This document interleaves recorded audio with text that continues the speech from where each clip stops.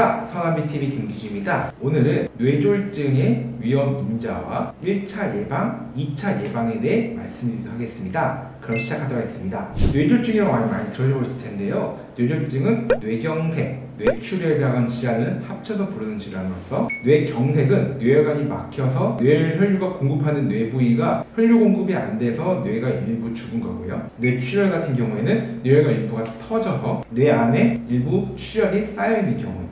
한쪽은 뇌혈관이 막힌 거고 한쪽은 뇌혈관이 터진 거라서 둘 다 정반대의 개념으로 보이지만 그 둘 다 결국에는 뇌혈관에 문제가 생겨서 생긴 거다라고 개념 이해하시면 될 것 같고요. 사실 뇌경색만 있는 경우, 뇌출혈만 있는 경우도 있지만 그 둘 다 같이 있는 경우는 상당히 많기 때문에 둘 떼놓고 말하기 어려울 것 같습니다. 뇌졸중이 왜 위험한지에 대해서는 일단 가장 중요한 사망 원인으로 보면 쉬운데요. 사망 원인에서 뇌졸중은 우리나라 4위입니다. 그럼 상당히 높은 질환이라고 생각할 수 있고요. 사실 고령층에서 봤을 때는 3등으로 알고 있어서 더더욱 위험성 높을 수밖에 없는 질환입니다. 이로 인해서 여러 가지 증상들이나 불편한 점들에 대한 치료 받으신 적이 있는데요.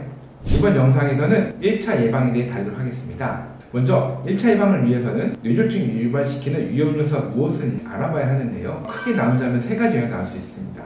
먼저 조절할 수 없는, 즉 내가 어떻게 할 수 없는 위험 요소들이 있고요. 그 다음 확실히 입증된 위험 요소, 그리고 아직 명확하게 입증되지 않은 위험 요소, 이 세 가지 나올 수 있다고 보시면 될 것 같습니다. 먼저 확실히 입증된 위험 요소를 말씀드리자면요, 연세, 나이가 증가하면 증가할수록 뇌졸중 위험성이 높아진 건 나오고요. 그 다음 성별로서 남자가 여자에 비해 대략 30% 정도 높은 뇌졸중 위험성을 보이게 됩니다.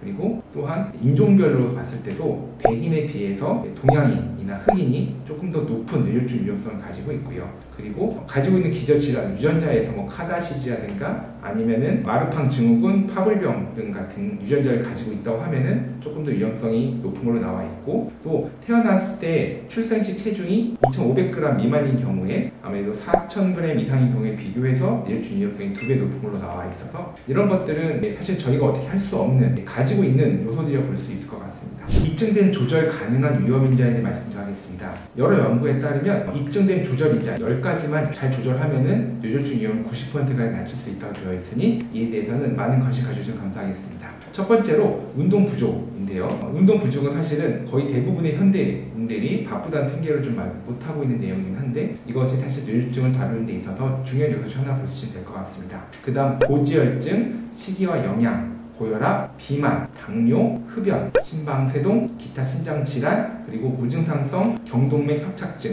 이 10가지 위험 요소가 입증된 조절 가능한 위험인자로 보시면 될 것 같고요. 저 같은 경우에도 시간이 부족한 핑계 운동을 못하고 있고, 그리고 고지혈증도 얼마 전에 진단을 받아서 관련된 투약을 지금 고민하는 중이긴 합니다. 근데 이거에 대해서는 꾸준하게 생활습관을 개선할 수 있는 수준이라면 당연히 조절하면 좋겠지만, 담당 주치의님이 꼭 약을 먹으셔야 한다고 말씀 주신다고 하면 이거에 대해서는 꼭 약을 드시고 조절하는 방향이 필요하지 않을까 생각하고 있습니다. 그 다음으로 조절 가능한 잠재적 위험 연자들이 있는데요. 편두통, 대사증후군, 음주, 약물 남용, 수면중 호흡장애, 고호모시스테인증, 지질단백증 증가, 과다응고증, 감염과 염증 문제입니다.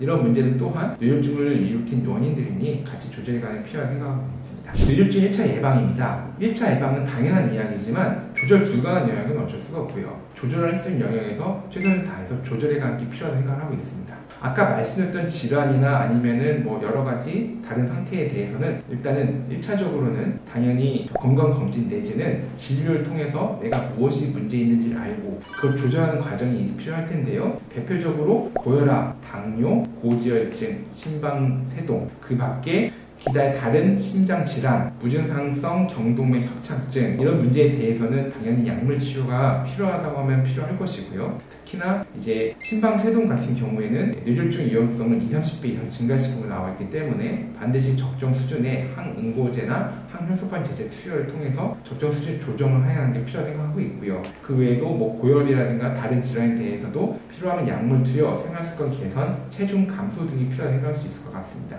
또한 아까 말씀드렸다시피 비만이라든가 음주, 약물 남용, 그리고 염증 이런 것들 또한 평소 생활 습관들에서 많은 개선이 이루어질 부분이고요. 이런 것들 위해서는 기본적으로 금주, 가능하면은 어렵다고 하면 절주로서 너무 많은 것을 하지 않도록 하는 방향도 필요하다고 생각하고 있고, 또한 입증된 위험 요소인 흡연을 꼭 이건 금연을 하셔서 뇌졸중 위험성이 조금이라도 있다고 판단되시는 분들이라고 하면은 꼭 좀 조절해가는 방향이 필요하지 않을까 생각하고 있습니다. 제가 방금 말씀드렸던 요소들 같은 경우에 사실 뇌졸중뿐만 아니라 노화를 억제하거나 생명을 연장시키거나 삶의 질을 증가시키는 데 있어서 거의 모두 다 공통된 요소인 경우가 많습니다. 이런 요소에 대해서는 당연히 조절 위험성이 조금은 있다고 생각되시는 분들은 미리미리, 물론 지금도 알아서 잘하고 계시겠지만 미리미리 관리를 해서 꼭 환자분께 뇌졸중이나 아니면 심근경색이나 아니면 노화, 암 등 여러 가지 건강 해칠 요소들을 미리미리 조절하고 억제하는 방향이 필요하다고 생각하고 있고요. 그리고 무증상동 경동맥 협착증 또한 협착 정도 50% 미만이거나 이럴 때는 약물 투여로 가능하지만 70% 넘어가는 수준일 때는 스텐트나 아니면은 그 안에서 협착된 걸 처치할 수 있는 수술이나 처치가 필요한 경우도 있는데요. 이런 것들 또한 담당 주치의가 상의하셔서 같이 조절하고 검사해가는 방향이 필요하지 않을까 생각하고 있습니다. 오늘 내용 여기까지입니다. 다음엔 더 좋은 샵에 또 하겠습니다. 감사합니다.